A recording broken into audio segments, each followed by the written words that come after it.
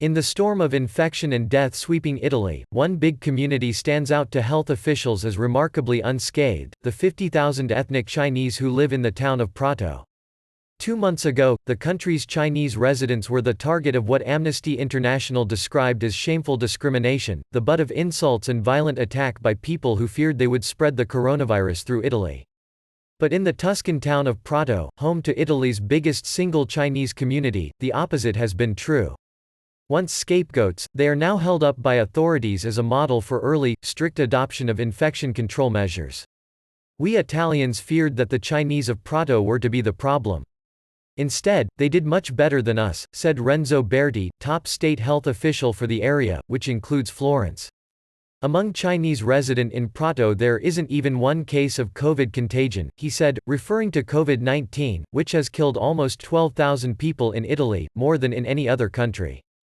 Ethnic Chinese make up about a quarter of Prato's population, but Berti credits them with bringing down the entire town's infection rate to almost half the Italian average, 62 cases per 100,000 inhabitants versus 115 for the country. Prato's Chinese community, built originally around the textile industry, went into lockdown from the end of January, 3 weeks before Italy's first recorded infection. Many were returning from New Year holidays in China, the then epicenter. They knew what was coming and spread the word, stay home. So as Italians headed to the ski slopes and crowded into cafes and bars as normal, the Chinese inhabitants of Prato had seemingly disappeared. Its streets, still festooned with Chinese New Year decorations, were semi-deserted, shops shuttered. There is some anecdotal evidence that Chinese people elsewhere in Italy took similar precautions, though national data on infection rates among the community is unavailable. The health ministry did not respond to an email seeking comment. Milan restaurateur Francesco Wu, a representative of Italian business lobby Confcommercio, said he urged Italian counterparts in February to shut down their businesses, as he had done. Most of them looked at me like a Cassandra, he said. No one could believe it was happening here. Now Troy is burning and we are all locked inside. When Chinese-born businessman Luca Zhou flew home from China on February 4 to rejoin his wife and 28-year-old son in Prato, he put himself straight into quarantine in his bedroom for 14 days, separated from his wife and son.